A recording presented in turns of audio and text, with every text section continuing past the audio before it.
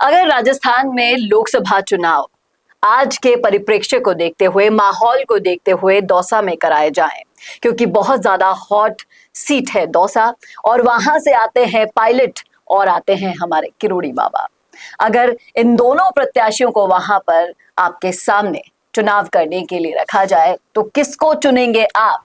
चलिए करते हैं इसी मुद्दे पर चर्चा। बने रहेगा हमारे साथ लास्ट तक। नमस्कार, मैं हूं चेतना शर्मा। आप देखना शुरू कर चुके हैं संवाद भारत का। भारत के लिए बातचीत करने के लिए मेरे साथ मौजूद हैं हमारे editor in chief Varun Bhansali ji. तो वरुण सर, क्या कहेंगे आप? 2-2.5 साल का वक्त भी बीत चुका है सरकार को, तो अलग अलग तरीके की चर्चाएं भी हो रही हैं, सबके कामों की चर्चा हो रही है। हाल ही में अभी हम टोंक भी गए थे, वहां पर जो शिकायतें हमें सुनने को मिली, विधायक से जो शिकायतें थी वो अलग है। आज के हालातों को देखते हुए, सबको सुनकर क्या लगता है आपको कि अगर पायलट और किरोड़ी बाबा आमने सामने होंगे दौसा से, तो जनता किसे चुनेगी? देखिए, समझना वाली बात सब लोगों के लिए ये है कि वक्त हमेशा एक जैसा नहीं रहता। और ये वक्त जो है वो इतना तेजी से बदलता है कि अगर राजनेता ये सोचे कि हम अगर खड़े हो जाएंगे जो इतने पुराने घाक हैं तो सब कुछ हो जाएगा, ऐसा नहीं है। बदलते वक्त के साथ आपको बदलना होगा, नहीं बदले तो दूसरा रिप्लेस कर देगा। दौसा में भी यही होने वाला है, आप इस बात को समझिएगा। सचिन पायलट और किरोड़ी लाल मीणा अगर आमने सामने खड़े हो जाते हैं तो किरोड़ी लाल मीणा की राजनीति को सोचिए, इतने समय में इतनी बदल गई है। उन्होंने 7 लोग खड़े कर दो, मैं उनकी जीत की गारंटी लेता हूं, नहीं तो इस्तीफा दे दूंगा, कोई भी नहीं जीत पाया।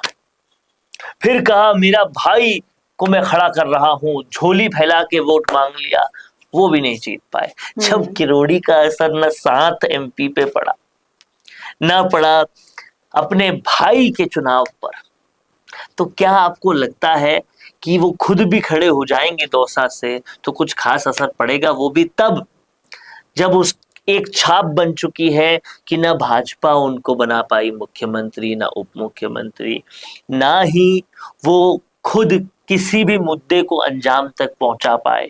ये सारी इमेज के बाद दौसा जैसा क्षेत्र, जहां मीणा ऐसा नहीं है कि 70% है, 60% है, 50% है, वो 30% के आसपास है।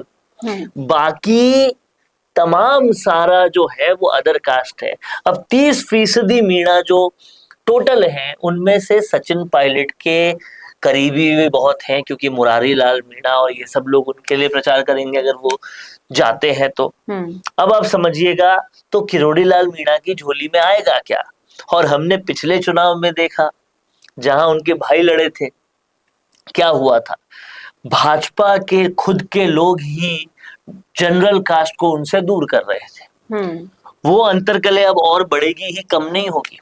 और इस पर से अगर नरेश मीणा जैसा कोई फैक्टर तीसरा खड़ा हो जाता है तो वो भी वोट बम्पर काटेगा। तो मीणा वोट, मुझे लगता है अगर किरोड़ी लाल मीणा खुद भी खड़े हो जाए तो 10-11% भी हायर नंबर पे उनको मिल जाए अगर मीणा वोट, तो बड़ी बात है।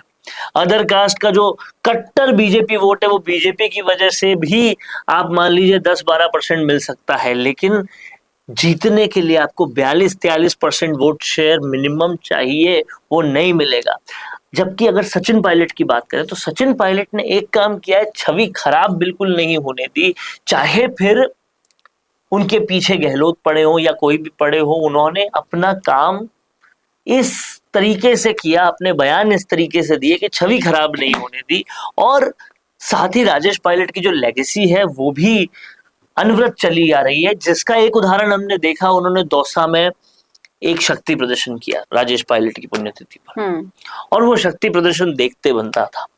उन्होंने बैरवा को, आप देखिएगा, 0 से हीरो बना दिया। तो जो किसी और को 0 से हीरो बनाने की ताकत रखता हो, किरोड़ी लाल मीणा के होते हुए वो खुद अगर आ जाएगा तो क्या होगा? यानी कि आपके कहने का साफ साफ और सीधा मतलब यह है कि पायलट का पलड़ा भारी था और रहेगा भी, फिर चाहे से बाबा ही क्यों ना आ जाए सामने। बिल्कुल। और पायलट ये युवा है, इसके लिए उनका प्रभाव दूसरी जातियों पे भी बहुत अच्छा है। अगर खुद पायलट खड़े होंगे तो दूसरी जातियां गुर्जर जान लगा देंगे, जाट जान लगा देंगे, युवा उनके साथ अदर कास्ट के भी आ जाएंगे। ये सब कुछ होकर रहेगा, ये पायलट के जीतने के सारे संकेत होंगे अगर आज दौसा में चुनाव होते हैं तो। जब तक किरोड़ी लाल मीणा कुछ बहुत बड़ा नहीं कर देते तब तक अभी की स्थिति में पायलट वहां पे जीत में है। और अगर पायलट आ जाते हैं तो नरेश मीणा जैसा फैक्टर भी नहीं आएगा, वो पायलट के लिए वापस बैठ जाएगा। ये भी आप लिख कर ले लीजिए। यानी कि मीणा बाहुल्य क्षेत्र में मीणा नेताओं को ही वोट नहीं देगी जनता, आपका कहने का मतलब ये है? क्योंकि कई सारे मीणा नेता, अभी रामस्वरूप मीणा मैं आपसे पूछ रहा हूँ कि क्या किरोड़ी का भाई मीणा नहीं था? हाँ। उसको भी तो वोट नहीं दिए। अभी मुरारी लाल मीणा भी खुद एक जनसभा में ये कह रहे थे कि ये लोग हमें ही वोट नहीं करते। आप समझिए ना, 30% तो टोटल है। 100% जनता में से दौसा में 30 से 32% के ऊपर नहीं है मीणा। ये वागड़ नहीं है जहाँ 70% भी लो, ऐसा नहीं है। इसीलिए दूसरी जातियों को भी बना के चलना पड़ता है। और ये गणित पायलट बहुत अच्छे से समझते हैं। पायलट कभी आपने देखा गुर्जरवाद में कभी आए ही नहीं, जातिवाद में कभी आए ही नहीं। ये गणित को पायलट अच्छी तरह से जानते हैं। वो युवावाद में जाने जाते हैं, वो डेवलपमेंटवाद में जाने जाते हैं। तो खैर पायलट का लीग ही अलग है। वहां उस लीग में अगर हम जाएंगे तो आपको सारी ब्राउनी पॉइंट्स भी पायलट के खाते में ही दिखेंगे। जी, आपका क्या कहना है, आपका क्या मानना है? रखिएगा राय जरूर कमेंट बॉक्स में। कैसा लगा वीडियो बताना ना भूलेगा। ये सिर्फ एक आने वाले भविष्य की तस्वीर था, तस्वीर पर डिस्कशन था। अगर आप भी ऐसा कुछ सोच पा रहे हैं, ऐसी तस्वीर देख पा रहे हैं, तो आप भी अपनी राय रख सकते हैं। जरूर से लिखिएगा कमेंट बॉक्स में। और ऐसे वीडियोस के लिए देखते रहिए संवाद भारत के लिए। नमस्कार दोस्तों, अगर आप भी रियल एस्टेट में काम करते हैं तो हम आपके लिए लेकर आए हैं गुड न्यूज। आजकल के डिजिटल जमाने के अंदर आपकी प्रॉपर्टी का अच्छा वीडियो कंटेंट होना बहुत जरूरी है। तो हम यानी मिशी मीडिया सॉल्यूशंस आपको प्रोवाइड करवाते हैं एक हाई क्वालिटी कंटेंट वीडियो, जिसके अंदर हम प्रॉपर्टी से जुड़े हुए आसपास की प्राइम लोकेशन और उसकी कनेक्टिविटी को अच्छे से दिखाते हैं। कस्टमर आपकी वीडियो को सिर्फ देखे ही नहीं, आपको कांटेक्ट भी करे, जिससे कि आपकी डील क्लोज होने की पॉसिबिलिटीज बढ़ जाती है। तो कांटेक्ट करो आज ही स्क्रीन पर दिए गए नंबर्स पर।